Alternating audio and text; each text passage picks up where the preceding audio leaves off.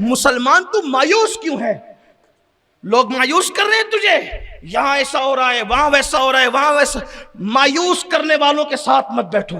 ہم مایوس مذہب کے ماننے والے نہیں، ہم امیدوں کے مذہب کے ماننے والے، ہم امیدوں کے مذہب کے ماننے والے۔ دیکھو، تنہا مذہب اسلام ہے کہ جہاں صرف امید امید امید امید ہے۔ دیکھو، مرنے کے بعد اور جگہ پر اس کا کانسیپٹ نہیں ہے کہ ہم نے جانا کہاں ہے۔ توجہ کرنا، اس کا تصور نہیں کہ جانا کہاں ہے۔ ہمارا تصور ہے مرنے کے بعد جانا ہے اللہ کی طرف۔ جنت اور جہنم ابھی یہ پیچھے رہ گئی مفتی صاحب، جنت اور جہنم پیچھے رہ گئی۔ قرآن کہتا ہے جو مسلمان مرے گا انا للہ و انا الیہ راجعون، ہم اللہ کے مال ہیں اور ہمیں اسی کی طرف لوٹ کر کے جانا ہے۔ میں آپ سے پوچھتا ہوں، امی کی طرف جانے میں ٹینشن نہیں، ابو کی طرف جانے میں ٹینشن نہیں، بیوی کی طرف جانے میں ٹینشن نہیں، بھائی کی طرف جانے میں ٹینشن نہیں، تو جو ماں سے زیادہ مہربان ہے، باپ سے زیادہ شفقت کرنے والا ہے، اس کی طرف لوٹنے میں ٹینشن کیا ہے؟ ماں کے آنچل میں جاؤں گا تو ماں جو پیار دے گی، اللہ کی طرف جانے سے اس سے زیادہ پیار ملے گا۔ تو لوگ گھبرا رہے ہیں کہ وہاں جا کے ہوگا کیا؟ میرا مذہب کہہ رہا ہے انا للہ و انا۔ آج میں کسی اور طرز میں اور رنگ میں بات کر رہا ہوں۔ کوئی مر رہا ہے، کیا پڑھنا ہے؟ کیا پڑھنا ہے؟ بولو بھائی، سردی کا اثر آپ پر ہے، مجھ پہ نہیں ہے، اس لیے کہ عقابی روح کچھ رکھتا ہوں نا۔ موسم کا کوئی اثر ہے مجھ پر؟ آپ پر بھی نہیں ہونا چاہیے۔ بولو مرنے کے والے پہ کیا پڑھنا ہے؟ مل کے بولو۔ کوئی مرتا ہے تو مایوسی ہوتی ہے کہ نہیں؟ انا للہ کیوں پڑھایا جا رہا ہے؟ اس کے کئی حکمتیں، لیکن آج جس رنگ میں بات ہو رہی ہے اس کی حکمت کیا ہے؟ چچا مر گئے پڑھ انا للہ، دادا مر گئے پڑھ انا للہ، ابا مر گئے پڑھ انا للہ، اماں مر گئے پڑھ انا للہ۔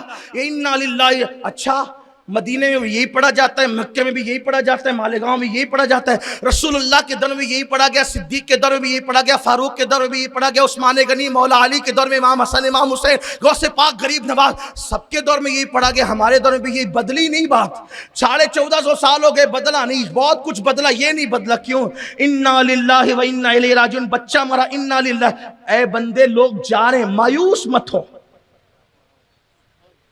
مرنے پر بھی مایوس مت ہو۔ کوئی مرنا ہے، مایوس نہیں ہونا۔ بستی کے بستی اڑ رہی، مایوس نہیں ہونا۔ کیوں؟ یہ سب جانے اللہ کے پاس، تو نے بھی جانا اللہ کے پاس۔ میں لوگوں سے کہتا ہوں، مدینے جانے پہ جتنی خوشی ہوتی ہے اس سے زیادہ خوشی مرنے پہ ہونا چاہیے، اگر مومن ہو تو۔ اس پر سبحان اللہ نہیں کہو گے، مجھے معلوم ہے، کیونکہ تم مرنا نہیں چاہتے۔ اتنا جمع جمع کے رکھا ہے نا، اتنا جمع جمع کے رکھا ہے، تو کہو گے پتوا استعمال کر لیجئے۔